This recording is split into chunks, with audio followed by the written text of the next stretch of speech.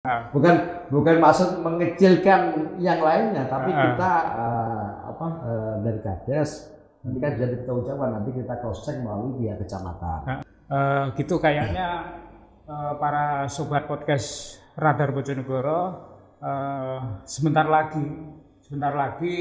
di wilayah Kabupaten Bojonegoro akan berdiri UPT ya, UPT. Ya. Urusan bencana adalah urusan tanggung jawab kita bersama. Ya.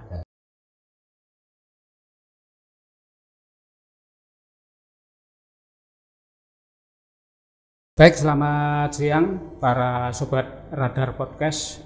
Siang hari ini Radar Podcast kedatangan tamu. Beliau adalah Bapak Agus Purnomo, Kasih Kedaruratan dan Logistik BPBD Kabupaten Bojonegoro. Nanti yang akan kita mengulas tentang bagaimana kebencanaan di wilayah Kabupaten Bojonegoro tentunya. Nanti kita akan berbincang-bincang santai dengan beliaunya tentang apa aja kejadian selama ini berkaitan dengan peristiwa-peristiwa kebencanaan dan ke depan bagaimana masyarakat agar tidak menjadi sebuah objek sasaran bila suatu saat terjadi bencana. Selamat siang Pak Agus. Selamat siang Mas Jo. Boleh diperkenalkan Pak Agus ke Sobat Radar Podcast, jenengan secara profesional, secara profesi di BPBD. Baik, terima kasih. Salam tangguh dari kami, Sobat Podcast Radar Bojonegoro. Perkenalkan, saya Agus Purnomo, Kasih Kedaruratan dan Logistik di BPBD Kabupaten Bojonegoro. Itu pemirsa Sobat Podcast Radar Bojonegoro, sekilas siapa beliau. Beliau adalah Kasih Kedaruratan dan Logistik BPBD Kabupaten Bojonegoro. Pak Agus, belakangan kayaknya di wilayah Kabupaten Bojonegoro khususnya ini banyak sekali terjadi perubahan-perubahan iklim, cuaca-cuaca ekstrim di luar dugaan, baik itu yang menyangkut soal pertanian.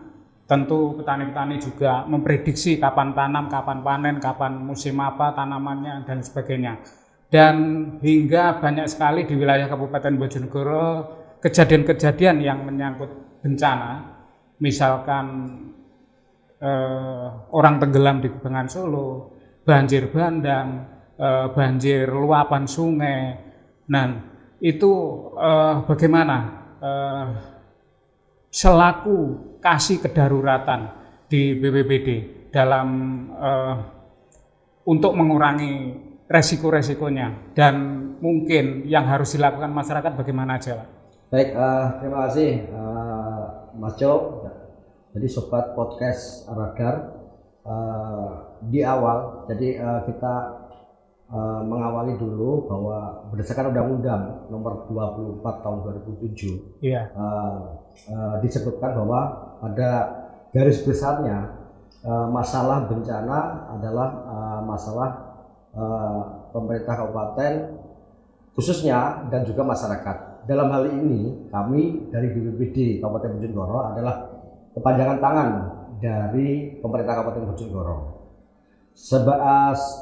Untuk tusik masalah penanganan bencana, memang kami adalah selaku komando pelaksana dan koordinator yang diamanatkan pada Undang-Undang Nomor 24 Tahun 2007 itu. Yeah. Jadi tadi saya sampaikan mungkin dalam penanganan bencana apa aja, kalaupun kita telaah dan real yang ada di Kabupaten Bojonegoro khususnya bencana itu ada banjir yang tadi saya sampaikan Mas Jo tadi, luapan sungai, orang tenggelam, kebakaran hutan dan lahan, dan juga angin puting beliung dan lain sebagainya.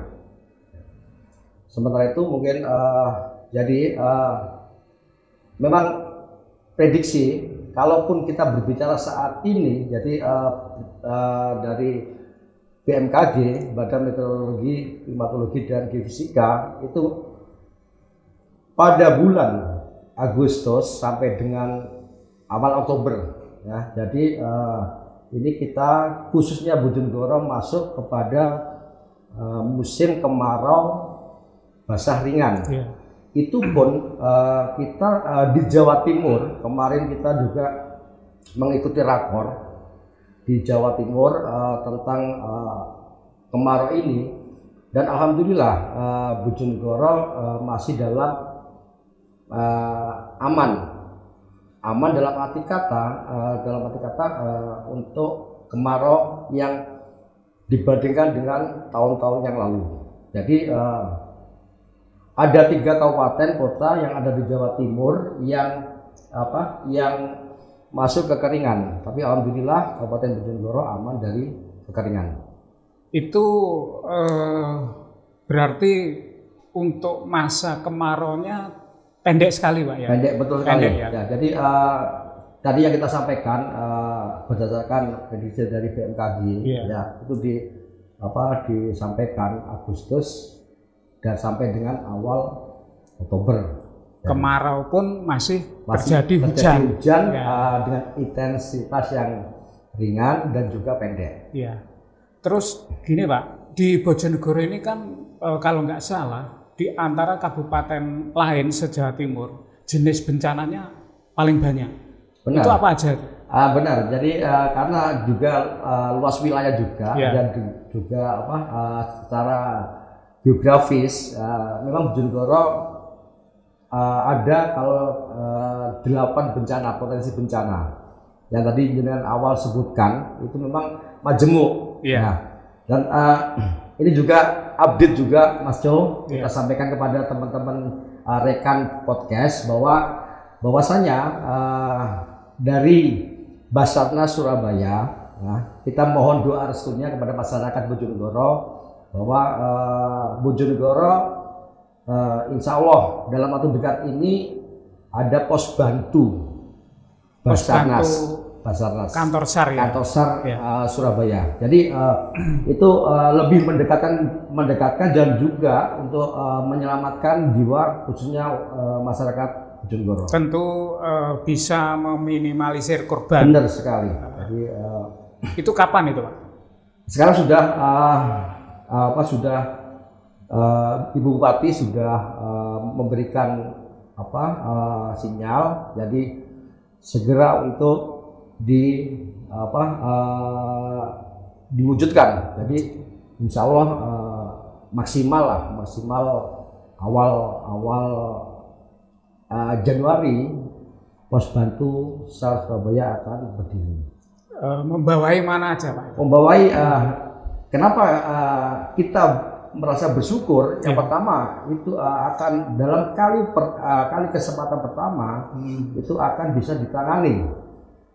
Karena pos bantu Basarnas Surabaya sebagai kepanjangan tangan daripada Basarnas Surabaya, otomatis juga Basarnasnya juga di tingkat pusat. Nah, itu membawai jelas beban tetangga-tetangga sebelah, Lamongan, Nganjuk, Ngawi, Madiun dan sekitarnya.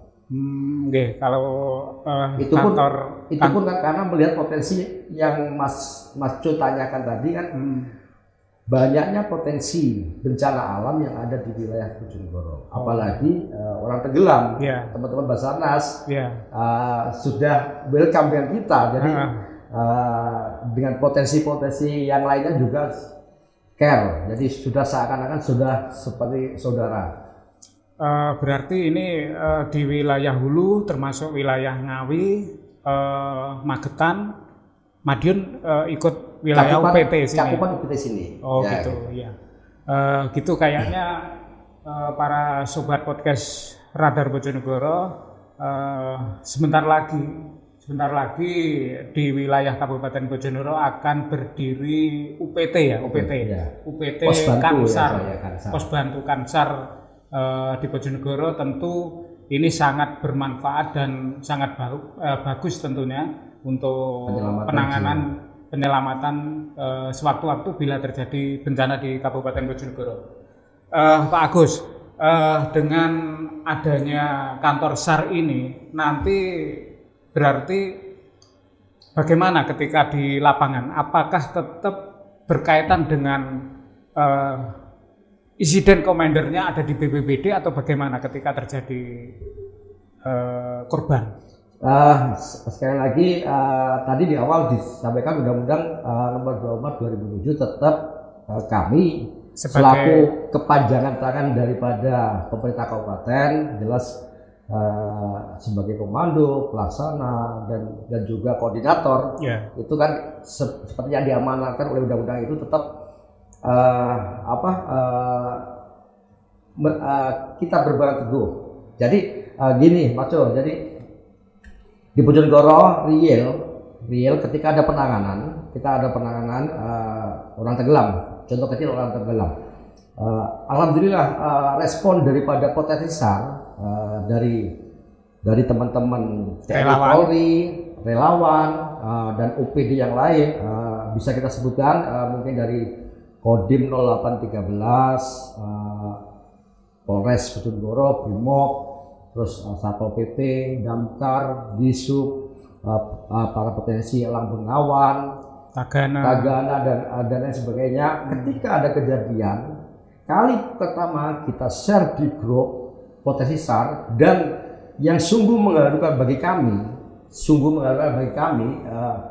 ketika ada kejadian bukan hanya teman-teman potensi atau relawan yang ada di Bojonegoro, tapi juga teman-teman kita dari Nganjuk, Ngawi juga datang membantu kita, dan dari Cepu lah, Kecamatan Cepu juga seringkali karena kita buat wadah grup, di situ ada SAR Bojonegoro, tapi isinya potensi SAR di sekitar kota kabupaten tetangga kita. Berarti untuk responsifnya masyarakat ataupun potensi SAR ataupun relawan sangat besar Pak. Karena luar biasa.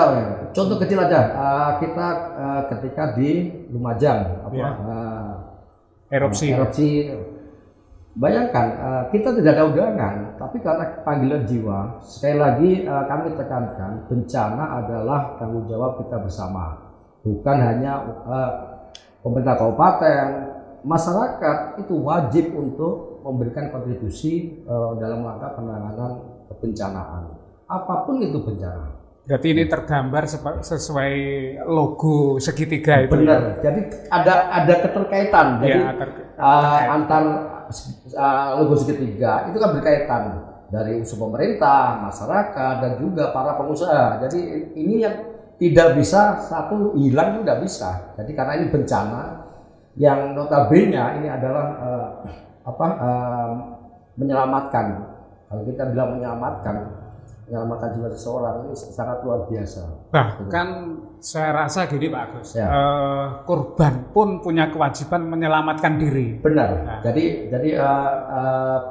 penyelamatan dini, safety, first safety itu yang harus ditanamkan. Oke. Pak Agus, kembali ke obrolan sampai kita. Sekitar 3-5 tahun terakhir ini Bengawan Solo kayaknya tidak seberapa meluber atau meluap bahkan beralih ke selatan sekarang banjir itu. Ini penyebabnya apa Pak Agus? Apakah ada sungai kerusakan sungai, atau banyaknya berdiri bangunan-bangunan sehingga menghambat dan sungai menjadi menyempit? Terima kasih Pak Jo. Ini mohon maaf, ini yang menjawab harusnya teknis, karena kan kita juga BPBD. Jadi mohon dimaklumi karena BPBD hanya penanganan. Kalau itu masalah-masalah mungkin teknis OPD yang terkait. Oh gitu. Oke. Ya barangkali ini pengamatan atau ini ada kejadian-kejadian perubahan sungai. Terus Namanya di wilayah selatan itu kan yang sering terjadi banjir bandang ya. Ya. Namanya banjir bandang tentu datangnya ini kan tiba-tiba. Namun sebelum banjir bandang terjadi, ini kan pasti ada kejadian-kejadian mungkin hujan dengan intensitas tinggi atau mungkin dari tempat kejadian turunnya hujan tinggi itu mungkin juga hutannya mungkin tidak banyak menyerap air dan lain sebagainya atau gundul lah. Nah, itu kira-kira himbauan-himbauan atau mungkin yang harus diwaspadai masyarakat apa Pak Agus? Baik, jadi untuk memperjelas apa yang Mas Cuk tanyakan, jadi untuk deteksi dini iya. Daripada yang jenengan tanyakan secara mengundang, memang kita kan juga sering share di medsos kami untuk cuaca dan lain sebagainya. Jadi kalau dari sana mungkin dari sekarang ngundang kan, kalaupun terbiasa ini berbicara berarti musim penghujan. Jadi memang banjir yang disebutkan itu memang datangnya cepat, surutnya ataupun itu segera mungkin, tapi dampaknya luar biasa. Memang kami berharap dan kita semua berharap jangan sampai ini juga yang berlarut. Jadi mungkin dengan cara regularisasi, jadi penanaman pohon untuk istilahnya sedikit mengurangi ya debit air yang dari atas langsung ke bawah. Kalaupun ada penanaman mungkin kan akan terhambat dengan akar-akarnya itu. Jadi kita tanamkan lagi, kita bikin mungkin ya penghijauan di daerah yang sering terdampak banjir bandang. Karena banjir bandang ini kan membawa material ya, terkadang harta benda dan lain sebagainya. Ini juga mungkin di luar kewenangan BPBD ya. Mayoritas tentu adanya seperti itu karena membawa material. Ini juga menjadikan sungainya ada sedimen juga. Nah, itu yang menjawab kan PD teknis. Tapi nggak apa-apa Pak Agus, nggak apa-apa. Karena kita selaku pelaku penanganan bencana, tentu ini meski lintas sektor, kan tidak perlu ada ego sektor, kan gitu. Ya semestinya itu, karena kembali lagi ya, urusan bencana adalah urusan tanggung jawab kita bersama. Ya. Jadi segitiga itu ya memang luar biasa makna dari segitiga itu. Lintas sektoral ya pasti juga harus berbuat apa dan lain sebagainya demi masyarakat khususnya di Kabupaten Bojonegoro. Pak Agus, ini yang menyangkut dengan banjir bandang di wilayah selatan 3-5 tahun belakang ini, itu yang sudah dilakukan BPBD, mungkin simulasi atau di masyarakat wilayah selatan itu apa aja Pak Agus? Baik, memang kita sudah melakukan jauh sebelumnya kita sudah melaksanakan tahapan dalam kantor kami BPBD. Memang ada 3 seksi, Mas Jo. Jadi yang pertama seksi PK, penyelamatan dan keselamatan. Ini adalah seksi yang tusinya adalah sebelum bencana. Memberikan edukasi pra bencana, termasuk memberikan edukasi, mitigasi dan sebagainya. Berbuat apa ketika ada bencana, jalur evakuasinya gimana. Nah, terus yang kedua di BPBD seksi kedaruratan dan logistik. Nah, kalau kebetulan kami pribadi yang membidangi seksi ini. Jadi ketika darurat, ketika ya istilahnya deng-dengnya lah, ketika ada bencananya, itu baru pasca. Ya. Jadi ada 3 rehab rekonnya ya. Nah, setelah kita tadi membahas berkaitan dengan kejadian-kejadian banjir, tentu di musim hujan dan lain sebagainya, kita membahas hal yang terjadi saat ini. Ya. Yang saat ini di mana perubahan iklim ini luar biasa, baik itu suhu yang ekstrim, mungkin kayak kemarin hingga 34 lebih lah ya, 34 lebih suhu panas yang ada di Bojonegoro. Nah, ini kan beberapa hari yang lalu BPBD kan juga melakukan dropping air bersih. Ya, benar. Itu berapa kecamatan, Pak? Baik, berapa desa, berapa kecamatan? Jadi gini, 2 minggu yang lalu, jadi di bulan September ini, jadi seperti di awal kami sampaikan bahwa kita masuk kepada kemarau, tapi realnya adalah kemarau basah ringan. Jadi tapi masih ada kecamatan atau desa yang kekurangan air bersih, terdampak. Ya, yang pertama adalah Margomulyo yang ada di Desa Meduri, ya, Margomulyo Meduri, terus Desa Bakulan Temayang, terus Desa Malingmati dan Desa Bakalan Tambak Rejo, dan juga Desa Sambong, Desa Sambong, ya. Kecamatan Ngasem. Nah, dan alhamdulillah untuk daerah di Kecamatan Tambak Rejo dan Temayang itu sudah aman air. Jadi kita ke depan tinggal Ngasem dan Margomulyo. Dan ini konfirmasi terakhir, mungkin di Ngasem juga sudah mulai aman air. Jadi kita nunggu perkembangan di Margomulyo. Sekedar mengingatkan lagi Mas Jo, mungkin sobat podcast, apabila memang di desanya kekurangan air, memang prosedurnya mudah sebenarnya. Kita masalah birokrasi, masalah surat menyurat itu masalah nomor sekian. Yang terpenting adalah pelaporan dari kepala desa. Kepala desa melaporkan bahwa daerahnya ini mungkin butuh air bersih. Dan berarti bisa lewat telepon langsung, bisa telepon untuk surat-surat menyusul karena ini masuk ke darurat. Ya.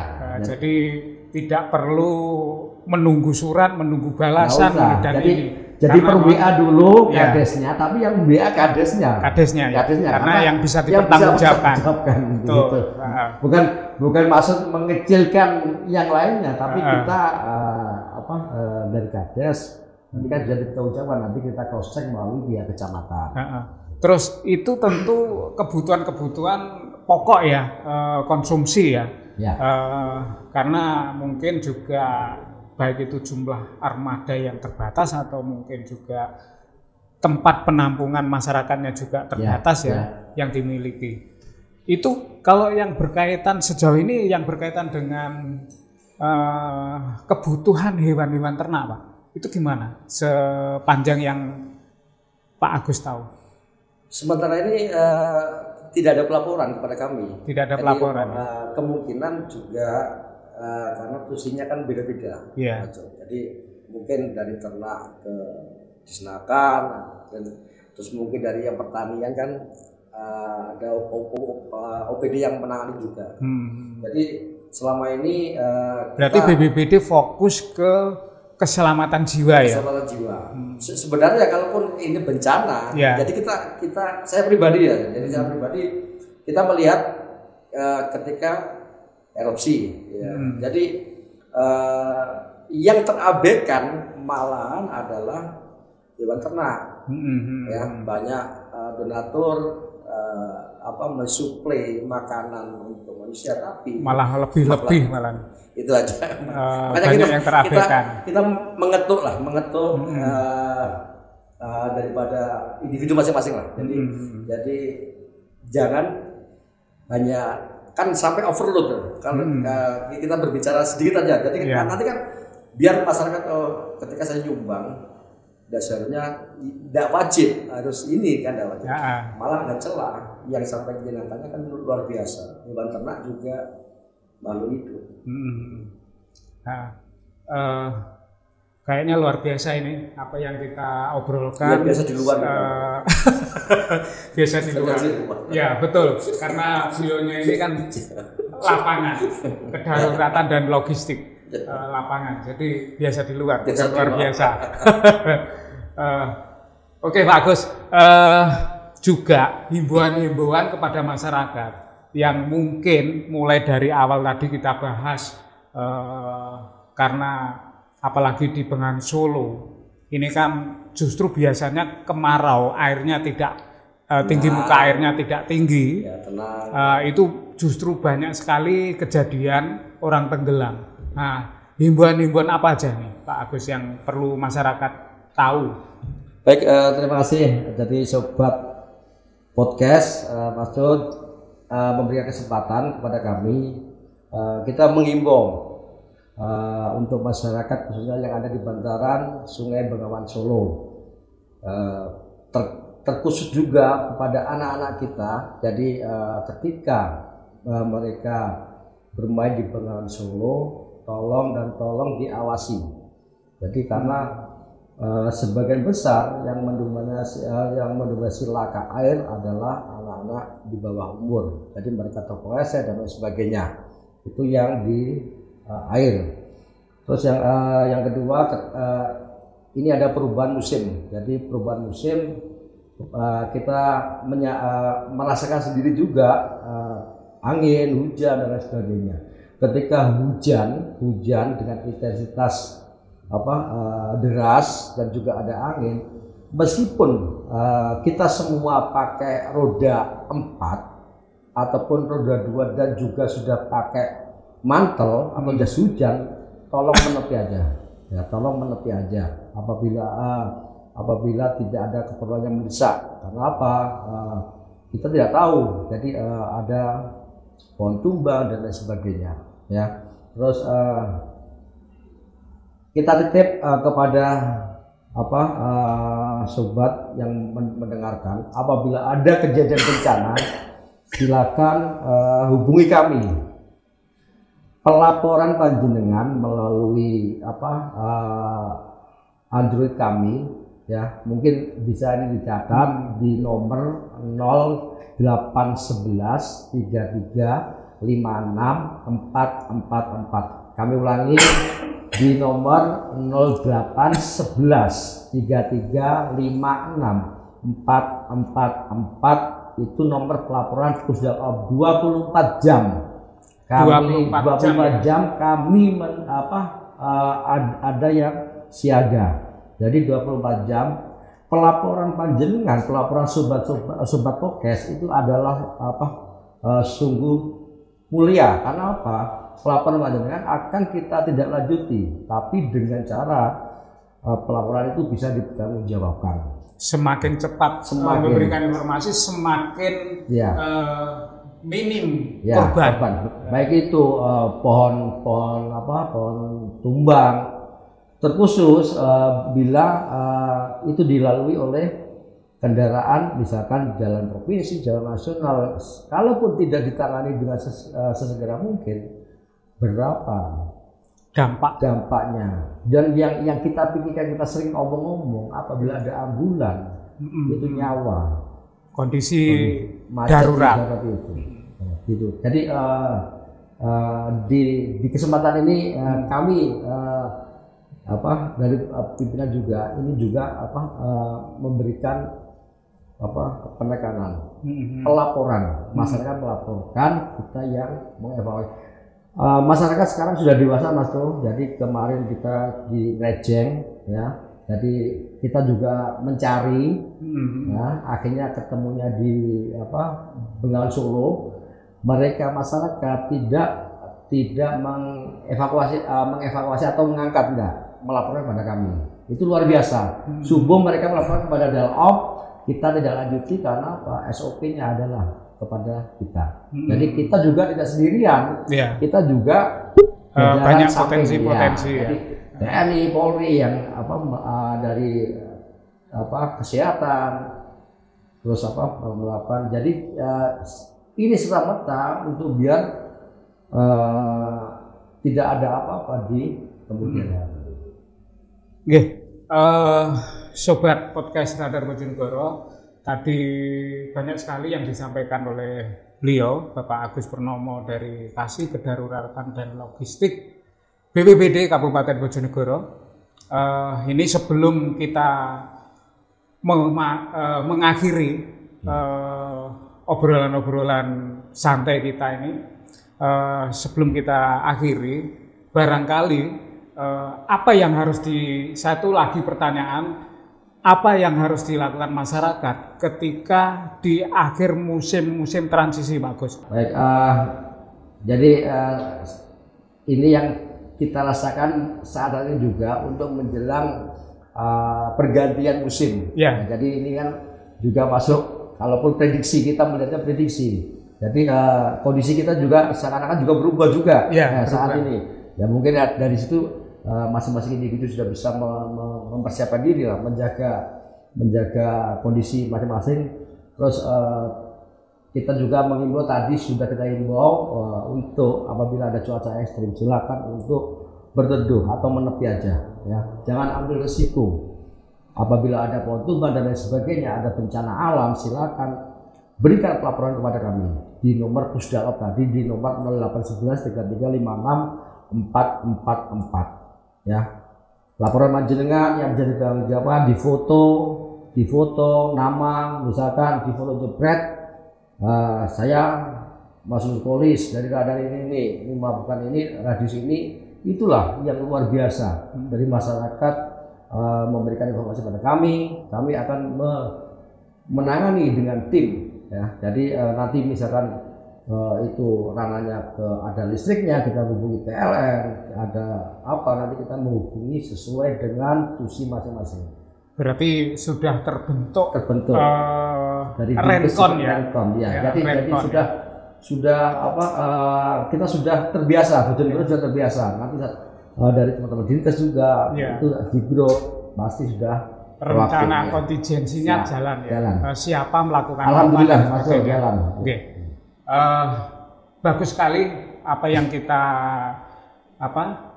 obrolkan ini dengan beliaunya, bahwa bicara bencana adalah urusan bersama. Urusan kita semua. Yang harus digaris bawahi.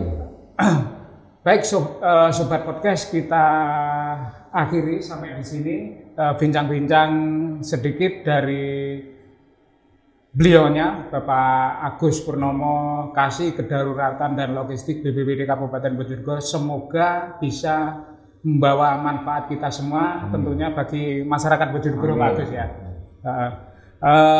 Terima kasih. Saya akhiri. Assalamualaikum warahmatullahi wabarakatuh.